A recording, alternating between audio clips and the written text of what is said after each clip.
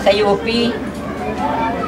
Kaya lang, ang naging kulang lang noon yung hindi ko kayang ibigay sa kanya yung allowance na araw-araw. Pero sa eskola sana siya doon din pumasa siya sa exam. Sinamahan ko siya sa Quezon City ng exam. Tapos, nung pinakukuha na ng picture para ibalik namin doon, wala akong pera noon. Hindi ko siya nakukuhaan ng picture, kaya sama-sama ng loob ko. Hanggang ngayon wala pa rin siyang NSO. Oo. Sama-sama ng loob ko, hindi ko nakuha ng picture yung anak ko na yun, kaya hindi siya nakapag-aral sa kapag-aral ng talaga sa college.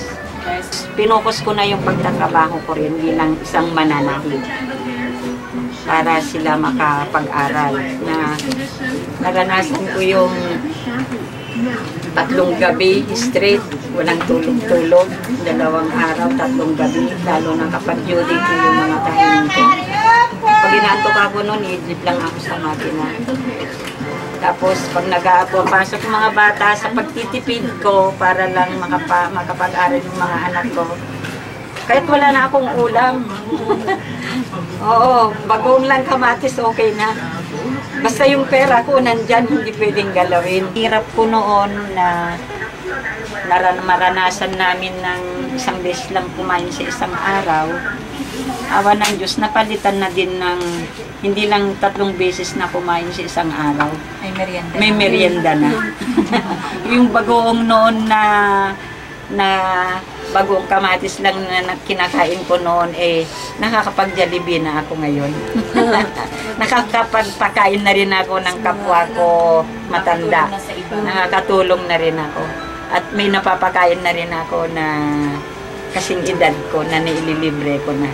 Kasi kahit hindi naman sila naging mayaman yung mga anak ko, pero sa madalit sabi, kakaangat naman na din sila na hindi na katulad yung naging buhay ko noon ang naging buhay nila ngayon, kasi nagsikap sila. Dahil yung panganay kong anak ngayon, kahit papaano nagtuturo, may sariling school na sa pamamagitan din ng kanyang talino, kahit hindi talino, sikap, sipag, tiyaga. Nakatulad ko din noon na masikap, matyaga, matiisin, lahat na nakamit din niya yung kanyang pinapangarap na magkaroon siya ng sariling school. Sa school pwede. So, isa sa pinakamagandang eskwelahan dito sa ating bansa, nakasubok ako doon na mag-entrance exam.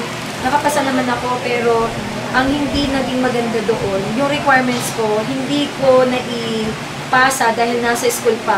Ang reason naman nun, kaya ganun, yung mga credentials ko, hindi ko naipasa, walang pera. Meron pa akong balances naman sa high school. Yung mga projects, tapos yung news namin, hindi ko nabayaran yung mga newspaper namin, kaya marami. Hindi ko na kumakagal. So, pasukan na, hindi na ako nakapag-enroll. Dumiretso na ako sa youth. Doon na ako nagtrabaho. Na-inspire. Sa halimbawa niya, wala siyang sinabi kasi alam ko na alam ko na na hindi siya makakapagbigay na ng pangako sa akin na mag-aral kasi nga, sa dami namin. Ang ginawa ko na lang,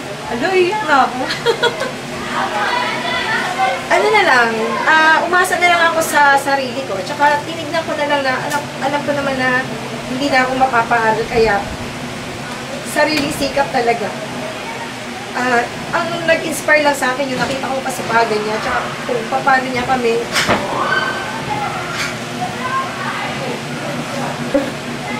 niya kami tinaguyod.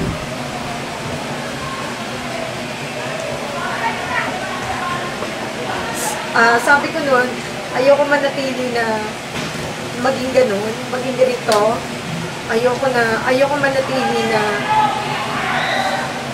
tatanda ako na kahit konti ay wala akong masasabi sa pagiging pamilya ko sa magiging anak ko. Kung halimbawa ako magkakapamilya na. Laking difference yung naging pananaw ko sa buhay. Kasi dati pagka nasa youth ako, nung nasa youth group ako, pagka may sharing yung mga kabataan, ang nagiging yung nagiging cause ng ng pagre-rebelde ng mga bata. Hindi nila nakukuha yung gusto nila sa parents nila. Hindi sila mapag-aral, sobrang hirap. Tapos yun nga, parang yung dito ngayon, nararanasan din na ibang bata yung ngayon. Lagi sila mga nasa kalsada. Pero nung kami, nila tito mo, hindi nangyari sa amin yun. Sobrang hirap namin. Marami kami magkakapatid, hindi kami nakakapag-aral. Tapos, dahil syempre mahirap, merong mga misunderstanding ang parents, pero kailanman hindi kami, kahit isa sa aming magkakapatid, walang naging drug addict, walang gumawa sa amin ng mga vices. Lahat humawak kami sa simbahan, tapos nag-join kami sa iba't ibang mga religious activities. Kasi yun yung minulat sa amin ni Mama na kahit gano'n ay kahirap, huwag kayo gagawa ng hindi maganda para sa gano'n yung blessing nandoon pa din. Yung bless. Kasi kung sabi ni Mama dati, kung ngayon mahirap tayo, magsikap lang kayo sa susunod, hindi man kayo yumaman, magiging magaan ang buhay niyo.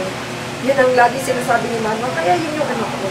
Nagpapasalamat ako sa words of wisdom niya, na kahit na sobrang hirap namin noon, nakakapag-isip pa siya, nakakapagpayo pa siya sa amin na maging mabuti kaming tao, na huwag kami maging masama. Ayaw niya na magkaroon ng anak na drug addict, ayaw niya magkaroon ng anak na, kasi diba, dalawa kami babae, ayaw niya mangyari sa amin yung kagaya ng ibang mga kabataan na sa mga kabatch namin na kung tutuusin, mas meron sila kaysa sa amin, pero sila mga nagre-rebelde sila, ang nangyayari, nag-aasawa ng maaga, tapos sa iba naman, nagkakaanak ng iniiwan ng